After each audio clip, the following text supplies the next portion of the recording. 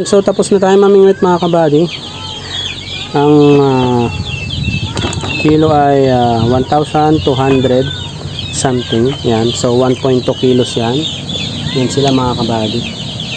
Bali kasi yung pang-apat kanina medyo maliit. Naging nasa 911 lang yata. So kulang ng 1 kilo kaya namingwit pa tayo. Bali ito mga kabady ay 5 piraso. Pero kung kanina yung medyo malalaki yung nakuha natin, yung 4 sobra na sa 1 kilo yun.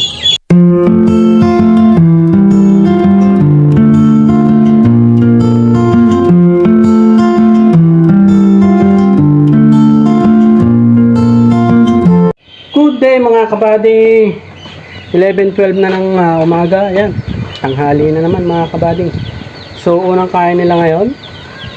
At ang araw ngayon ay maulap pero wala nang sign na uulan ngayon. Yan, buti na lang pinakinggan yung ating dinadasal na sana umaraw na rin.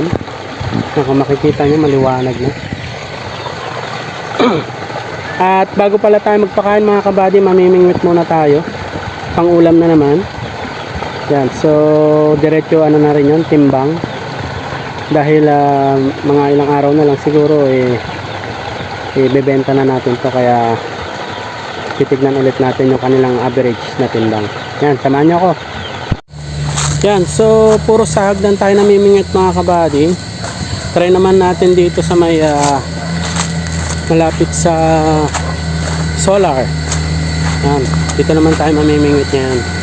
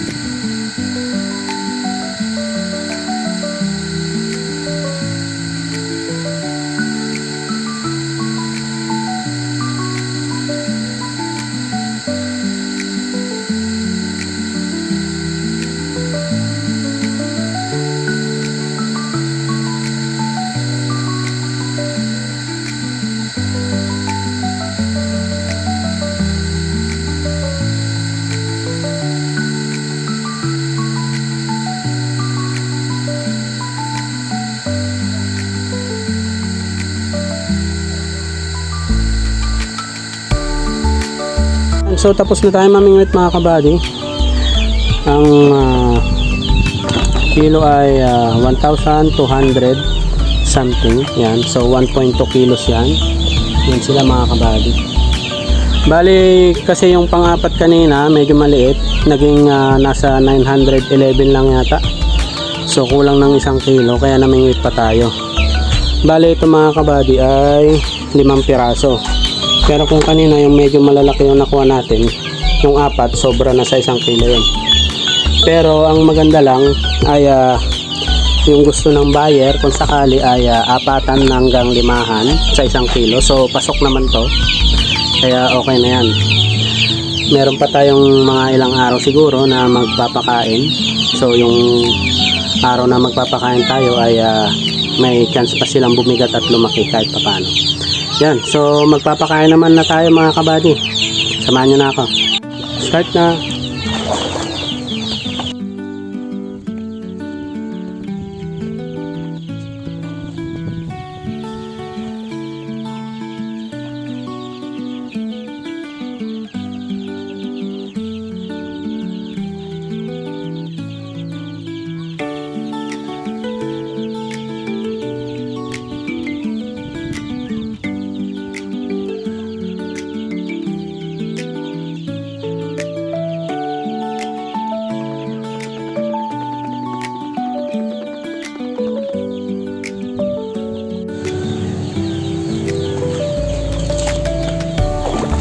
Naibigay na natin yung 3 kilo mga kabady. So ito yung 3 kilo pa ulit.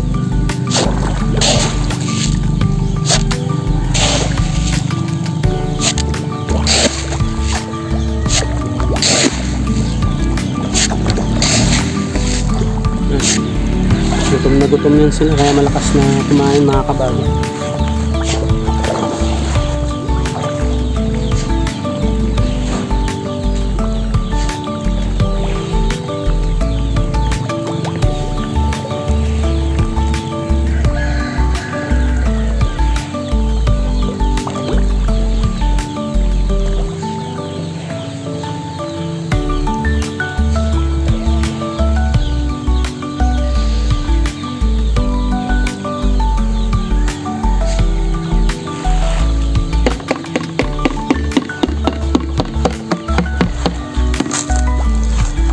Yan, hinagis ko na lahat mga kabady yung additional na 3 kilo. So hintayin na lang natin yan maubos. Yan. At good thing lang kung sakaling may ibebenta na natin to, pasok sila dun sa bracket na gusto ng magiging buyer na 4 hanggang 5 na piraso sa 1 kilo.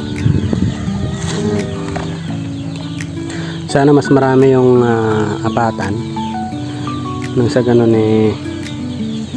mas maganda-ganda yung kitaan natin. Pero kung ano yung bigay ng Diyos, siyempre tanggapin natin. Biyaya yan, malaking bagay na rin yan para sa nag-umpisa pa lang na tilapia farming mga kabady. So mamaya ulit, update ko ulit kayo mamayang hapon kung makakapagpakain tayo. Update mga kabady, 2:45 na. Tapos magpapakain na sana tayo pero ganito yung nangyari. Yan ang mga kabady. Halos katatapos lang ng ulan. Tapos malalakas na hangin. Yan. Kala ko kanina tuloy-tuloy na to hanggang hapon. Pero akala lang pala natin yan. Umulan na naman mga kabady. Buti na lang kaninang umaga ay napakain natin sila ng sapat. Yan. Pero ngayon na naman, wala na naman mga kabady. Yun, update tayo mga kabady ulit. 4:45 at tayo ay binigyan ng pagkakataon makakapagpakain tayo mga kabady kahit medyo late na, papakainin ko sila. Yan, samahan niyo ako mga kabady. Start na mga kabady.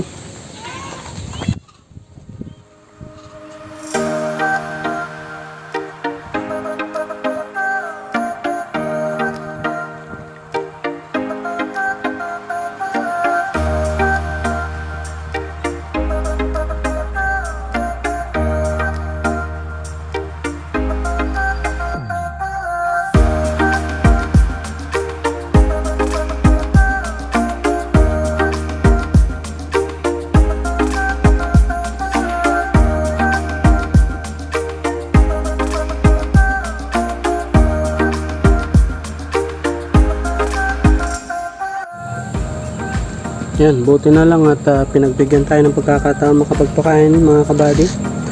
Kahit medyo late na.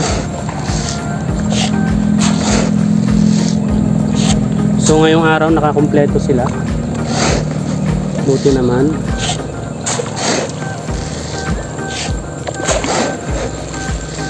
Yan. Baligyan ko na lang nilalagay mga kabady. Pupuntahan na lang yan ng mga iba.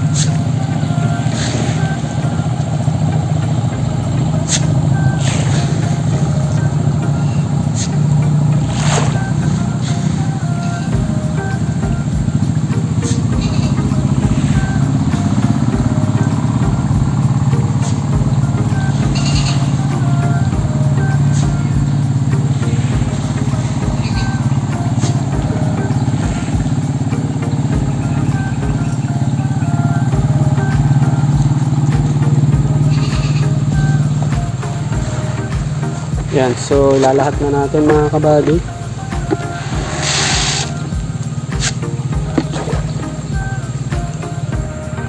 At yan, kahit pa paano, tingnan nyo, naging maliwalas naman yung ating kalangitan. Maitim-itim yung ulap na yan, pero hindi sign na, walang sign na uulan.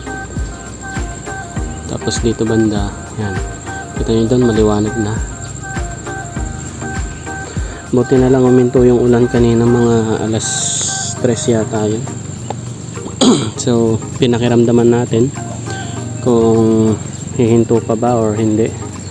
At yun, salamat naman at huminto. Hanggang ngayon ay wala nang sign na uulan.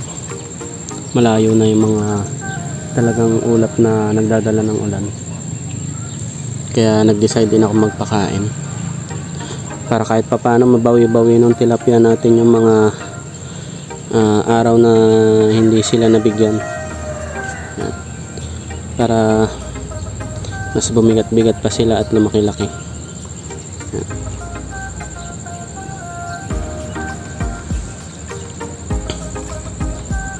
At sana nga ay mas marami yung apatan. Yan, yun na lang yung hinihiling ko ngayon. Parang nang sa ganun ay maging happy at maging worth it yung unang pag-aalaga natin ng tilapia. Pero yun nga, sabi ko nga, kung ano man ang ibigay ng Diyos, tanggapin natin ng taos puso at pasasalamat. Yan, at least tayo ay nagkaroon ng knowledge sa pagtitilapia. Yan, na magagamit natin next time sa next grow. Yan, so maraming salamat sa panonood mga kabady. Hanggang dito na lang muna. Bukas ulit, sana ay maging maganda ang araw bukas. So hanggang dito na lang. Maraming salamat. Bye bye.